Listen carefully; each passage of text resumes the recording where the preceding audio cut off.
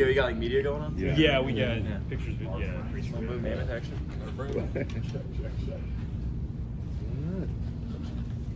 Everybody good? Yeah. Max, what's it like on such a big weekend here in Erie for the big three that you guys are being team to make your home debut, and how much excitement is it to be here?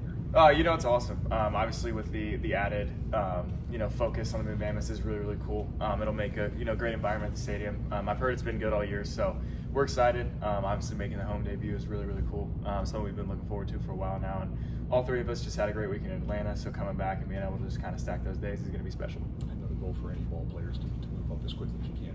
What's it been like to do it for the better part with Josue and Kevin? Oh, that's been incredible. You don't see it a lot, I think. I mean, even Riley and Torque were kind of separated at some point, so being able to do it together was really cool. We actually all played together complex, low A, high A. I mean, it's been the whole way. So, because even though Josue was like an international free agent, we're still the same age, so it's really cool. I think we're all like a month apart in birthdays, so just being able to climb that ladder, have guys that you've been with the whole time, and kind of understand, what you're going through on a day-to-day basis has been cool. Especially like in this clubhouse, some of us haven't played together at all. We spent some time in spring training, obviously, but for the first time, at least having like somewhat of a group going in has made it a lot more comfortable. And then you add in the group of the clubhouse that's already here, and it's a really good feeling. What's that acclimation process look like here over the first week, trying to get to know your new teammates, and now that you're back home in your new city?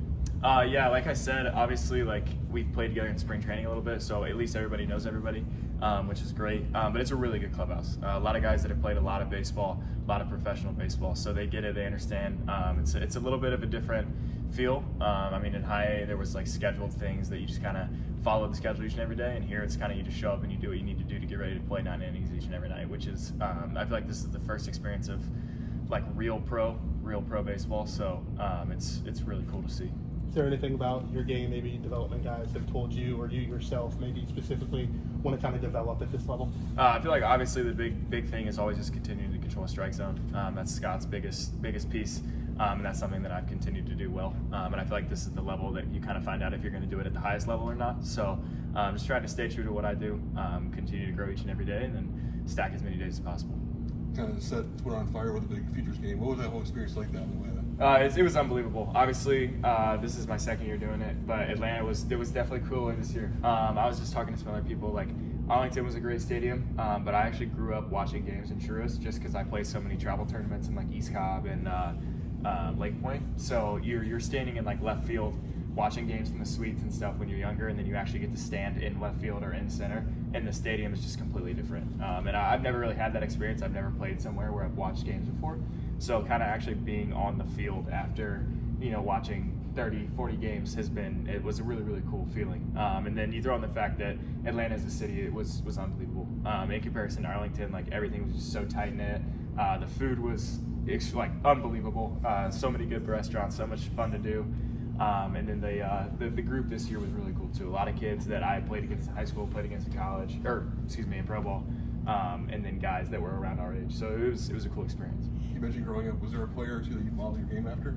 Obviously, like the easy one's Harper. I feel like I talk about that a lot. There's a lot of things that I can't do that he does, but to this day, like that's who I watch the most, try and figure out what I can that he can do. But at the end of the day, just try to be my own player and continue to do what I do the best. And Kevin was talking about some of the former big league stars that he met there in Atlanta. Was that you get to meet anybody for the first time that you really wanted to? Yeah, the staffs on both sides were unbelievable. Got to speak with Chipper Jones, which is, you can't teach that experience. Like it's unbelievable. And then my manager was Marquise Grissom. Kevin and Briseño had him as well. So it was a good group just from the managers alone. And then I spent a lot of time with Ryan Kolesko. We talked forever. I sat obviously like the 4th to the 7th. And the whole time we were just talking about like pitching, what it is now versus how it was when he played. Got to talk with King Griffey for the same amount of time. So I just sat next to Klesko and Griffey for the last 4 innings and chop up what they thought the game is now in comparison to how they played. Interesting. I thought for a minute you were going to be the MVP because you were on twice, you scored a run, stole a base, and then DePaula had to go and hit a 3-run. Yeah, right. Like, we just got done playing and he tore us up. Right. Like. So it was good for him, though. I root for that kid. He's a good player. But yeah, I got off to a good start this year. Obviously being the super senior felt like I kind of had to. But no, it was fun, man. Got to show off kind of everything that my game is. And then Kevin said that you and Josue and were all flying back home together, and somehow you got on the plane that they didn't. How'd Yeah, that yeah. work? So it was Cross actually on the Shaw's? way to Atlanta. Oh, okay. So we were flying out of Grand Rapids we were flying out of Harrisburg. Flying out of Harrisburg on our way to Atlanta, and they oversold our flight by like 12 people. Usually, they oversell it by like 2 or 3. A couple people take vouchers, right? They oversold it by 12 people, and they had a bunch of other pilots that like had to get to Atlanta or wherever. And so those 2 didn't check in for their flight. So little self-inflicted. They didn't check in the night before, and Kevin didn't even have the United app downloaded. So that was a blast. Trying to explain to him like you have to check in the night before and all that good stuff. So they got bounced, and I'm like on the phone with the Tigers. I'm like, should I just take this flight?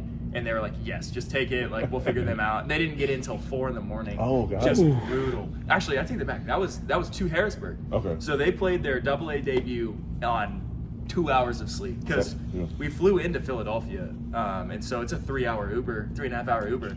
So Kevin ended up just staying at home because he lives in right in Philly. So and then Briseño took an Uber by himself 3.5 hours, and I took one 3.5 hours. So it was miserable, but we made it through, and I mean Briseño raked all week, so he seemed to be Well, fine. and was it nice to get the first dinger? Yeah, absolutely, it was great. Definitely sold out heater there. I mean, the dude had a really good heater, so got down on the count, just kind of cheated to it, and That was nice. launched one. It felt pretty good. That was the one cool part about Harrisburg was everything was like the sound was just amplified. You're in a valley, like it's muggy, it's nasty, no fans, but it's a super high stadium. So the sound is just everybody sounds like they're throwing 100, and everybody sounds like they're hitting the ball 180. It's awesome. How's the stadium? That's on the island, right? That's So you're right. You go over the bridge, and then it's like I think it's called City Island, which is legendary name, right? Yeah. Like checks out. But yeah, it was cool.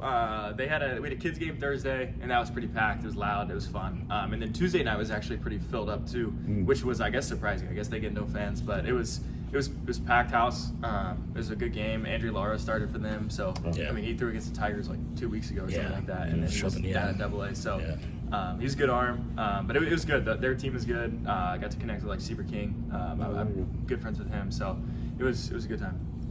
Max, as you're going through this with the Tigers, I know obviously this is the organization.